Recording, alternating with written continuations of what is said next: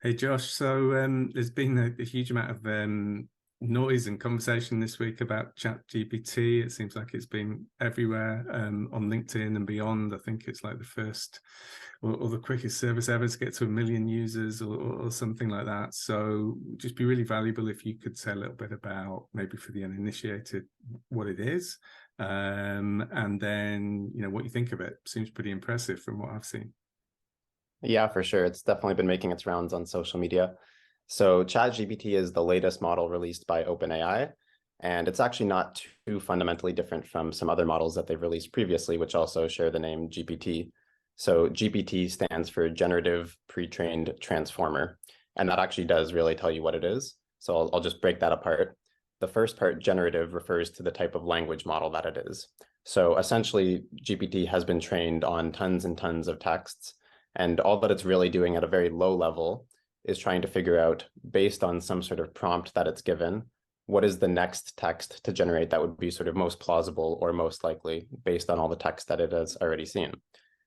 Then the pre-trained part refers to the fact that it's basically been trained on tons and tons of data. So it's seen a really almost incomprehensible amount of data across the internet. And then finally, the transformer, refers to the specific neural architecture that it's using.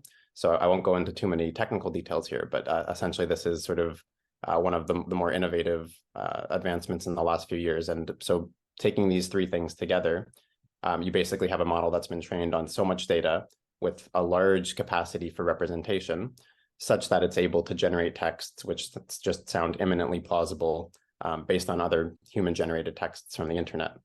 And then what this means at sort of a more emergent level is that GPT, and let's say Chat GPT in particular, is able to do a very good job of, let's say, improvisation. So essentially, it's able to take on roles really, really well. So if for example, if you tell it that you could give it some sort of personality and say, this is your personality, and then what are you gonna say?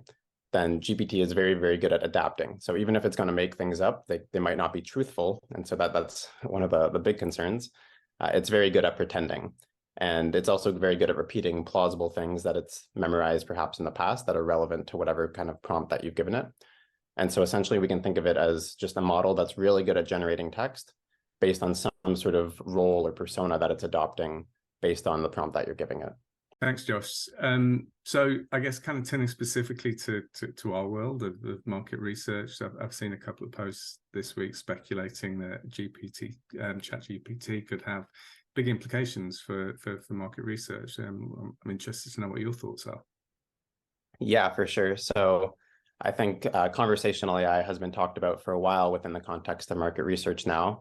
But until now, or until recently, the AI capabilities just weren't really there, I think. So more than anything else, ChatGPT shows really the capacity for what conversational AI can do. And I think a lot of people were sort of already in the mindset that conversational AI is the future of market research. But now we really have strong evidence and the actual technology to show that the future is here. So if nothing else, ChatGPT kind of exemplifies the quality of conversations that AI can have. But there's a lot more to be done. The types of personas that Chat GPT might take on might be useful in some situations, but it's like any other human.